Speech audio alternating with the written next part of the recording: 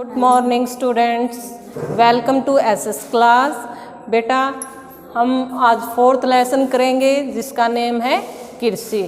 ठीक है बेटा, देखिए कृषि से वैसे तो हम सब कृषि से जुड़े हुए हैं क्योंकि हम ग्रामीण प्रवेश के हैं, तो हम कृषि के बारे में अच्छी तरह से अवगत हैं कि कृषि क्या होती है, क्योंकि हमारे जो पेरेंट्स हैं वो कृषि करते हैं, हमने उन्हें खेती बाड़ी करते हुए देखा है। लेकिन उसमें भी अलग अलग तरह की टॉपिक्स होते हैं, उसके पार्ट होते हैं, वो आप कैसे समझेंगे वो देखिए।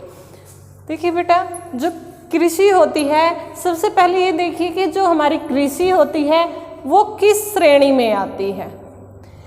इस तरह से जो खाद्यान्न चीज़ें होती हैं या हमारा व्यापार होता है, जो हमारे सभी कार्य होते हैं, उनको 3 श्रेणियों में बांटा जाता है: प्राथमिक क्रिया, द्वितीय क्रिया और तृतीय क्रिया। आप देखिए कि जो हमारी कृषि है वो किस श्रेणी में आती है। जो कृषि है वो प्रथम क्रिया है। ठीक है बेटा, जो कृषि है वो प्राथमिक क्रिया है। क्यों? क्योंकि फसलें, कोई भी कार्य है वो फसलों के उगाने से शुरू होता है। जैसे आप लोग बाजार से खरीद कर डबल रोटी खाते हैं, तो क्या वो डबल रोटी डायरेक्ट आती है? नहीं, उसके लिए पहले गेहूं को उगाया जाता है, फिर उससे आटा बनाया जाता है, उस आटे से वो डबल रोटी बनती है।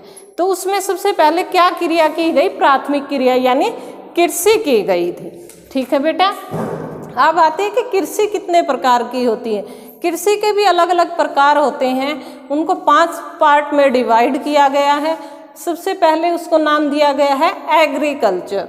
एग्रीकल्चर जिसमें हम पशुपालन करते हैं, जैसे डायरी उत्पादन होता है या फसलों का उगाना होता है, किसी भी तरह की फसल को उगाना, वो आता है एग्रीकल्चर में। सेकंड है सेरीकल्चर। सेरीकल्चर बेटा ये भी एक कृषि का पार्ट है। इसमें क्या आता है? रेशम उत्पादन। बहुत से लोग रेशम का उत्पादन करते हैं, रेशम के कीड़ों को पालते हैं, वो भी एक तरह से कृषि है। उसे क्या कहा गया है? सेरीकल्चर। थर्ड पॉइंट आता है इसमें पिसीकल्चर। पिसीकल्चर के अंतर्गत क्या आता है? मत्स्य पालन। जो मत्स्य पालन करते हैं यानी मछली पालन करते हैं, वो भी एक तरह से कृषि ही होती है और उसे क्या कहा गया है? पिसीकल्चर। फोर्थ आता है इसमें विटीकल्चर। विटीकल्चर में क्या आता है बेटा? इसके अंतर्गत अंगूरों की खेती की जाती है, यानी एक तरह से फ्रूट्स को उगाया जाता है, तो वो आता है विटीकल्चर के अंतर्गत। फिर है 5th पार्ट इसका हार्टिकल्चर। हार्टिकल्चर इसके अंतर्गत उद्यान कृषि आती है, जैसे फूलों के बगीचों के उद्यान लगाना या बाग लगाना, ये सब किसके अंतर्गत आते हैं?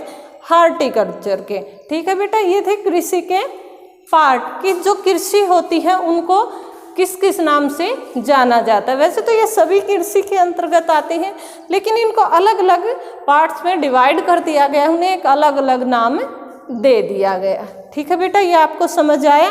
उसके बाद देखिए नेक्स्ट टॉपिक जो हमारा आता है कृषि के प्रकार। ये कृषि कितने प्रकार की होती है? ये है, कृषि को मुख्यतः 2 भागों में बांटा जाता है। फर्स्ट है निर्वाह कृषि, सेकंड है वाणिज्य कृषि। कौन सी है?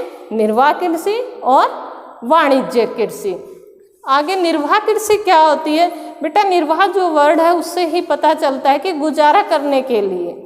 निर्वाह कृषि की डेफिनेशन क्या हुई कि एक आदमी बहुत अधिक श्रम की सहायता से अपने परिवार के पालन पोषण के लिए जो खेती करता है वो निर्वाह कृषि कहलाती है। जो बेटा निर्वाह कृषि होती है उसको भी अलग अलग पार्ट्स में डिवाइड किया गया है। उसके कौन से पार्ट हैं?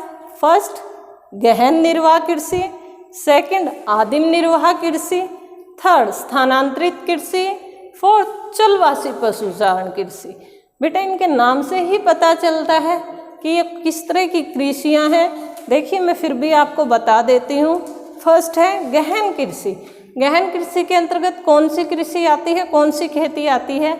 जब एक किसान बेटा जमीन के छोटे से टुकड़े पर बहुत अधिक मेहनत के द्वारा खेती करता है और अपने परिवार का पालन पोषण करता है, तो वो होती है गहन निर्वाह कृषि। ठीक है बेटा, फिर आती है सेकंड आदिम निर्वाह कृषि, यानी कि सिर्फ अपने गुजारे के लिए वो खेती करे, वो होता है आदिम निर्वाह कृषि। थर्ड पॉइंट है बेटा इसमें स्थानांतरित कृषि।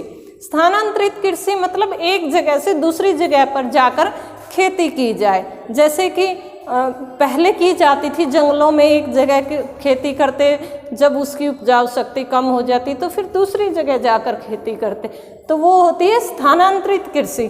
फोर्थ है चलवासी पशुचारण। चलवासी पशुचारण कृषि बेटा कौन करते हैं? वो लोग करते हैं जो अपने पशुओं के साथ एक स्थान से दूसरे स्थान पर आते जाते रहते हैं। वो जहाँ भी अपने पशुओं को लेकर जाते हैं वहीं पर वो खेती करना शुरू कर देते हैं, तो वो उसे कहते हैं चलवासी पशुचारण। ठीक है बेटा, ये आपको समझ आया। फिर है हमारी कृषि का सेकंड पॉइंट, वाणिज्य कृषि। वाणिज्य बेटा वर्ड का ही मीनिंग होता है व्यापार। जो वाणिज्य है वर्ड उसका मीनिंग है व्यापार, और जो व्यापार के लिए खेती की जाती है उसे कहते हैं हम वाणिज्य कृषि। इसके अंतर्गत दो तरह की कृषि आती है, मिश्रित कृषि और रोपण कृषि। मिश्रित कृषि कौन सी होती है बेटा? जब कोई किसान या कोई व्यक्ति अपने खेत में एक साथ कई फसलों को मिलाकर बोता है तो वो होती है एक तरह से मिश्रित खेती। आप लोगों ने देखा होगा कि जो दलहन की फसलें होती हैं उनको दूसरी फसल के साथ मिक्स करके बोया जाता है, तो उसे कहते हैं मिश्रित कृषि। फिर आता है रोपण कृषि। रोपण कृषि कौन सी कृषि होती है बेटा? जिनकी एक तरह से रुपाई की जाती है, जैसे धान की फसल, चाय, कहवा, ये फसलें कौन सी हैं? रोपण कृषि की फसलें हैं। ये होती हैं बेटा जो जैसे अब धान है, हम जो धान उगाते हैं वो घर पे बहुत कम रखते हैं, उसे हम अधिकतर बेचते ही हैं, व्यापार के लिए करते हैं। चाय है, चाय का भी व्यापार किया जाता है, इसलिए इस कृषि को किया जाता है। अब जैसे गन्ने की खेती है, गन्ने को हम घर पे नहीं रखते, उसको व्यापार किया जाता है, मिलों में भेजा जाता है, पैसे कमाने के लिए वो खेती की जाती है, इसलिए वो वाणिज्य कृषि के अंतर्गत आता है।